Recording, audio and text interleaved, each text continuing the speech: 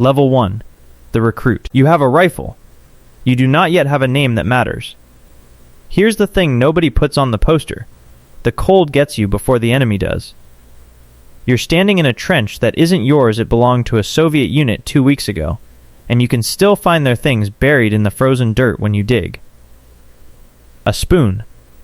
A photograph. Soaked and unreadable. You try not to think about who it belonged to. Your rifle is a Carabiner 98K.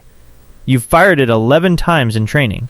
You have 60 rounds and a uniform that was sewn for a September that isn't this one. Nobody planned for a war that lasted into a second winter, so nobody planned for you.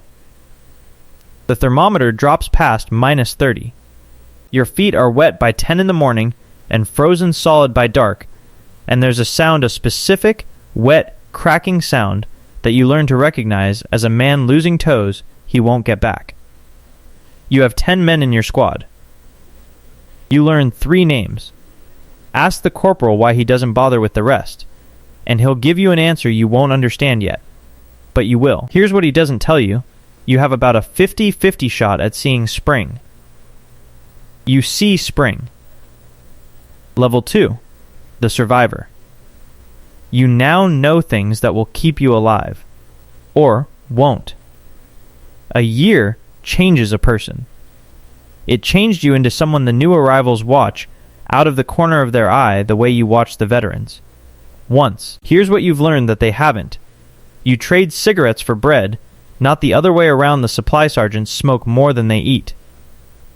You sleep with your rifle bolt against your skin, under your coat, because steel left in the open freezes shut by morning, and a frozen bolt is a dead man's excuse. You've learned which officers ask for volunteers and which ones just point. You've also learned the thing you're not supposed to say out loud. Something is happening to the prisoners marched east under guard. Something that doesn't match the word relocation stamped on the paperwork. You see the columns leave. You don't see them arrive anywhere. You ask a question about it. Once. Just once. The look you get back tells you everything you need to know about never asking again. So you don't. You keep your head down, and the war keeps taking men around you. And somehow, not you. Level 3. The squad leader. 10 men are alive or dead because of choices you make before breakfast.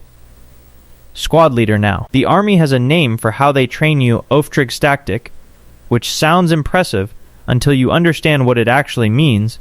Nobody is going to tell you how to keep these 10 men breathing.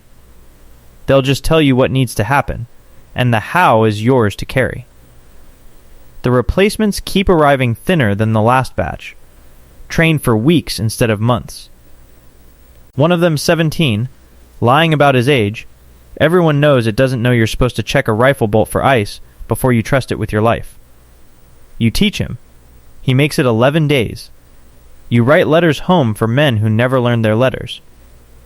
You split food that was never going to stretch far enough to begin with. You choose, some nights, who goes on the patrol that has a bad feeling attached to it and who gets one more sunrise instead. Then one morning there's a barn, and a man from your own squad tied to a post in front of it, and a military policeman holding out a pistol grip first, toward you. He ran. He didn't get far.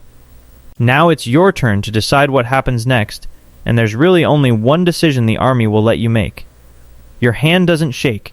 You've trained it not to. You don't sleep that night. Or the next one, really not properly. Not ever again. Level 4? The sergeant. 50 men call you by a nickname you're not supposed to hear. You outrank most of the lieutenants your own age now, in every way that matters. Officers keep dying faster than the training schools can print new ones, so sergeants like you have started running entire platoons 50 men, all their food, discipline, mail, morale, and eventually, their deaths funneled through you. They call you Die Mutter Hen when they think you're out of earshot. The mother hen. You pretend you've never heard it. There's a lieutenant next door 19, 6 weeks in command, terrified in a way he's hiding badly, who looks to you the exact way you once looked to a corporal you can't even picture anymore. You keep him alive as long as the front will allow. The front allows less than a year. Shrapnel, Throat A, place called Kursk that you'll hear mentioned in history books someday if you live long enough to read one.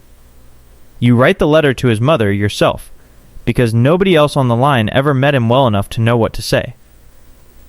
They offer you a commission, officer training, a promotion, a pay raise, a title. You say no. You've counted the bodies. You know exactly which rank dies fastest, and it isn't yours. Level 5. The lieutenant. You outlive the job title. The job title does not outlive anyone. They commission you regardless of what you asked for. The front doesn't run out of ground to lose, it runs out of lieutenants, and by this point in the war, the requirements for becoming one have quietly, silently collapsed. What matters now isn't an education. It's whether you'll still be following orders when every rational reason to stop has already arrived. 180 men are yours to lead after the captain in front of you takes a round outside a city whose name changes hands so often the road signs can't keep up. You learn to read a map like it's scripture. You learn to call artillery down onto coordinates and hope. You learn, and this is the skill nobody teaches at any officer school, how to write the word retreat so that it reads, on paper, like a tactical withdrawal. Here's the part the veterans only whisper. Count how many men have worn this exact command before you, in this exact spot, this year alone. The number will make your stomach drop. You are not a person to this position. You are a placeholder, keeping the seat warm for whoever replaces you. You swore an oath not to a country, to a man, personally, by name, and it's that oath, more than any order that keeps your legs moving forward long after the map stops making sense. Level 6, the company commander. You share their mud. That's the whole strategy. Company commander now on paper, 180 men. In reality, whoever is still standing when the roll gets called. You eat what they eat and sleep where they sleep. And this isn't an accident the Army does it on purpose, because shared mud builds a kind of loyalty that speeches never manage. You write condolence letters until you run out of true things to say about bravery. Here's what should terrify you and doesn't anymore. Your company has been rebuilt from nothing. 3 separate times since the war began. Same number stitched onto the same sleeves. Entirely different men underneath. Every single time. The soldiers have stopped learning each other's first names. There's no point memorizing someone who probably won't outlast the season. And everybody quietly knows it, and nobody says it. Then new orders arrive, pulling you west, toward a coastline you've never seen. Something is about to happen there that will change the shape of the entire war. Level 7. The battalion commander. The war you understood stops existing overnight. June 6, 1944, the sea itself seems to turn into an enemy ships further than you can count. And by the time anyone above your pay grade decides what to actually do about it, it's already too late to matter. Generals above you start disappearing in weeks. Not years killed, captured, relieved of command for the crime of being honest about how bad it's gotten. You spend your days on radios that don't always connect, requesting artillery that doesn't always come.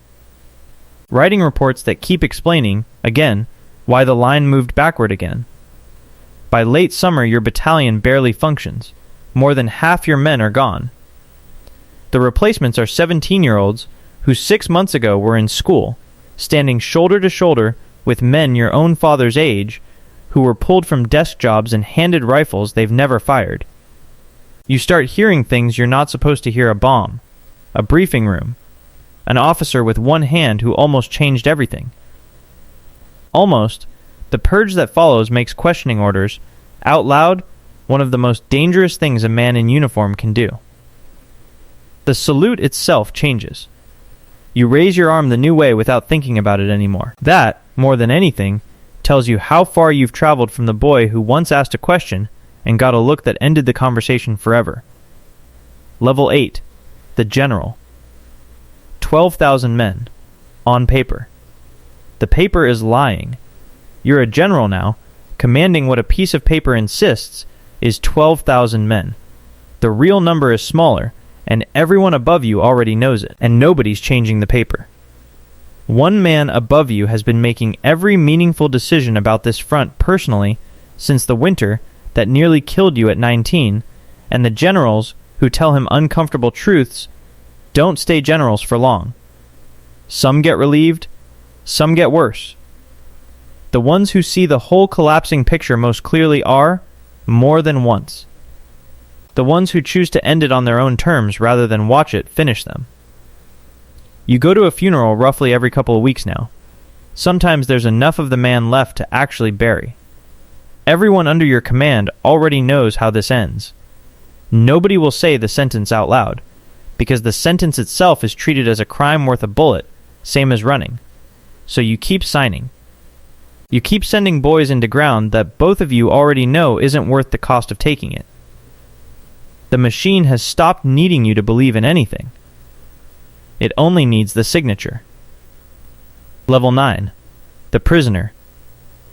May 8th, 1945, the word comes over the radio, surrender. You do the math on your own life, the way you've been quietly doing it since that first frozen winter, how many men who stood in your exact boots at 19 are still breathing at the end. The number is small. It has always been small. You were never supposed to be the exception, and somehow, impossibly, you are. But this is the part the poster never mentioned. It doesn't actually end when they tell you it ends. Millions of men in your exact uniform are marched into captivity that stretches on for years. After the guns fall silent, some of them don't walk free again until an entire decade has passed, grown into different men entirely by the time anyone lets them go home. The oath that moved your legs forward through 5 winters dies in a bunker with the man you swore it to. The uniform comes off for the last time. And here's the question the whole video has been building to, the one with no clean answer. If you'd known at 19 everything you know now, the trench, the pistol, the barn, the funerals you'd eventually stop counting, would you have still put on the uniform?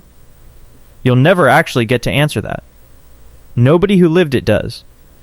All that's left of any of it now is a number in a book, and the number doesn't care whether you remember it or not.